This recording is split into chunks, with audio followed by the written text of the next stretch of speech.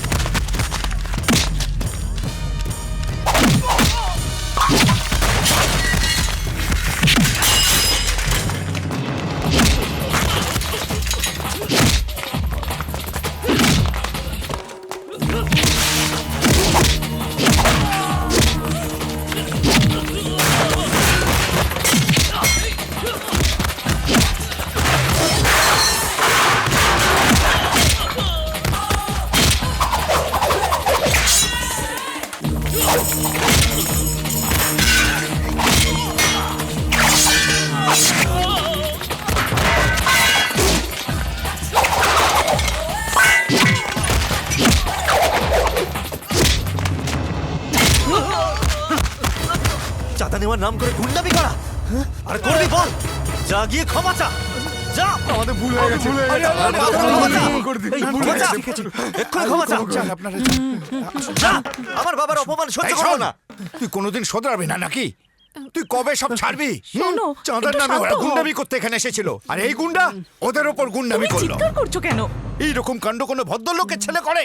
গন্ডগোল থেকে দূরে থাকার বদলে ওদের মারপিট করে এখানে নিয়ে এলো। একটু সব বোঝার সময় চেষ্টা করো, আমাদের বদনাম শান্ত করে হও। ছাড়ছে। কিছু লোক এসে ওনার সাথে অভদ্রতা করছিল, আরো মেরেছে বলে বাবা এরকম বলছে। কিন্তু কখনো নিজেকে শোধরালো না, চুপ করে দেখো, দাঁড়িয়ে তুমি আছে। এরকম করে ওকে জানি না বলো না, কোথা থেকে শান্ত দুর্ভাগ্য হও, আমাদের চুপ কপালে করো। জুটলো।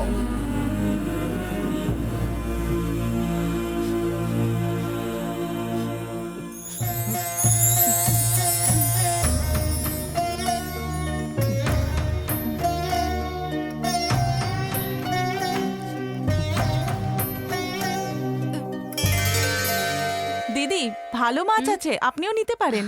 আসলে আমরা তো ব্রাহ্মণ, মাছ মাংস আমরা খাই না। ওহো, একটা কথা বলছি, ভুল বুঝবেন না। আজকালকার দিনে না আসলে কোনো ছেলে মেয়েই বাবা মাকে সম্মান করে না। এখন তো এইসবই দেখছি। দেখুন, ওর বাবা ওকে কত কিছু বলল, কিন্তু ও কোনো কথা বলেনি। আপনার ছেলে হীরের টুকরো, ওকে আগলে রাখবেন, কিচ্ছু বলবেন না। আপনি দাদাকে বলবেন সবার সামনে ওকে যেন না বকে। আমার যে মনে হলো আমি তাই বললাম। আরে আমি বলেই যাচ্ছি, তুমি শুনছো কিনা এই বেশি বলো। কথা বলো না, মাথা ঠান্ডা করে দেবো, বুঝলে? হ্যাঁ, আমার চারটে ভাই আছে, ওরা কিন্তু তোমায় ছেড়ে দেবে না। তখন কি হবে বুঝেছো? কেন সকালবেলা ঠিক করে দাঁত মাজনি নাকি? কেন? কেন? সেই জন্যই তো মাথা গরম করার মতো কথা বলছো। হায় হায় হায়, আমার চারটে ভাই আছে, কি করতে? আমার মরণকালে কাঁদ দিতে? মা, আমি তোমার একমাত্র মেয়ে, তুমি কত আদর যত্ন করে মানুষ করেছো, আর তোমার জামাই আমাকে এখানে পাঠিয়ে দিল। এবার আমি কি করব? দেখো বাবা, এসে দেখো, তুমি লোকের বাড়ির বিয়েতে সোনার মঙ্গলসূত্র বানিয়ে দাও, আর নিজের মেয়ের বিয়েতে সুতোর মঙ্গলসূত্র দিয়েছো। আরে আমি কি বলবো, আমার জীবন বরবাদ হয়ে গেল। আরে আরে, কেউ অটোওয়ালাকে ভাড়া দিয়ে ওকে বিদায় করো। আমি দিয়ে দিচ্ছি। বাবা শোন বাবা, তোর দিদিকে একটু। এখানে চিৎকার করছে, না জানি ওখানে কি বলে এসেছে। ঠিক আছে, তুই ওকে নিয়ে তো যা। আর কেউ নিয়ে গেলে তোর জামাইবাবু কিছুতেই মানবে না। এই অরুণ কুমার, এত চেঁচাচ্ছি যে ভগবান কানে হাত চাপা দিয়েছে, আর তুই এখনো শুনতে পেলি না? এই চুপ, চেল্লাবি না। আমার বরের মাথা খারাপ হয়ে গেছে। মানুষ নয়, কথায় কথায় আমার গায়ে হাত তোলে। কাউকে ভয় পায় না, খালি তোকে ভয় পায়, তুই ওকে বোঝা। এই কাউকে ছাড়বো না, মেরে একদম ঠান্ডা করে দেবো, এটাই তো আমাদের স্টাইল, তাই না? এনাও তোমার খাবার। হ্যাঁ? এটা কি দাদা, তুমি বাইরে থেকে খাবার আনাচ্ছ? বৌদি নেই? হ্যাঁ, সম্মান বিক্রি করে যদি দুবেলার খাবার খেতে হয় তাহলে সেই খাবারের কোনো প্রয়োজন নেই। ওই দেখো বৌদি আরে এসছে। ও কি করে আসবে? এই ধর এটা ধর। আরে শালা বাবু, তুই তো তোর দিদিকে বাড়িতে রেখে আসতে পারতিস। এই নে চাবি। কি দাদা, একটু আগেই তো বাঘের মতো বড় বড় কথা বলছিলে, নিজের শালাবাবুকে দেখেই তুমি হঠাৎ করে বদলে গেলে যে? আর নয় তো কি, ওকে চিনিস তুই? ও 12 বছর বয়সে প্ল্যান করে না আমাকে মেরেছিল, বুঝলি? কি করে দাদা? একবার ওর দিদিকে আমি ডাইনি বলে ডেকেছিলাম, ও সেটা ভোলেনি। ও কাকার ছেলে সুন্দরকে মারার নাম করে নাটক করে ওকে না মেরে আমাকে পাথরটা ছুঁড়ে মেরেছিল। এই দেখ, এখানে এখনো দাগ আছে। তোরা যদি ওর সামনে একবার ভুল কথা বলিস না, তাহলে কাউকে ছাড়বে না ও। ভীষণ বুদ্ধিমান ও, দেখিস একদিন এই শহরে না বিশাল নাম করবে।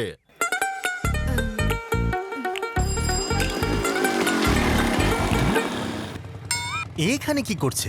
আর তাও আবার আঙ্গানান বিরিয়ানি দোকানের সামনে। এই নিন আপনার পার্সেল। আরে বাবা, ও নিজেকে ব্রাহ্মণ বললো, এদিকে বিরিয়ানি নিয়ে যাচ্ছে।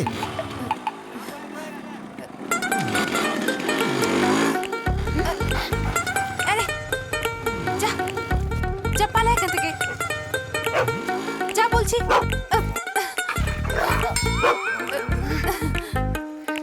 যা। সুন্দর, হ্যাঁ, কিরণ ব্যাগে কি নিয়ে যাচ্ছে বলতো? নিশ্চয়ই শাকসবজি নিয়ে যাচ্ছে।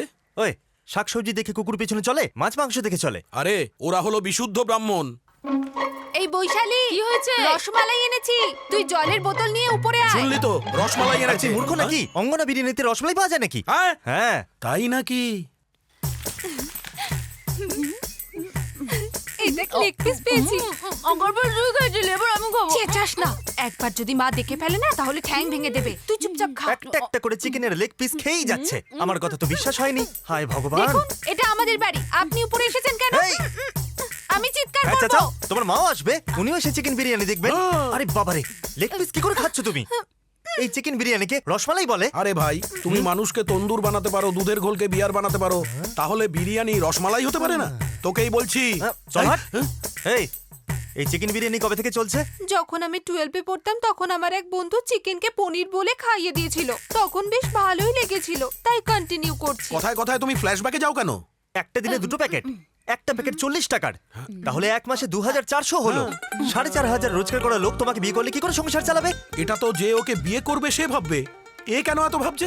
আমি তো আর রোজ রোজ খাই না, সপ্তাহে একবার, মাসে 4 বার। 4 প্যাকেটের দাম 320 টাকা। বউয়ের উপর 320 টাকা খরচ করলে এমন কিছু হবে না। মাসের টাকাটা আমার হাতে দাও, আমি সংসার চালিয়ে দেখাচ্ছি। ও ভাবছে।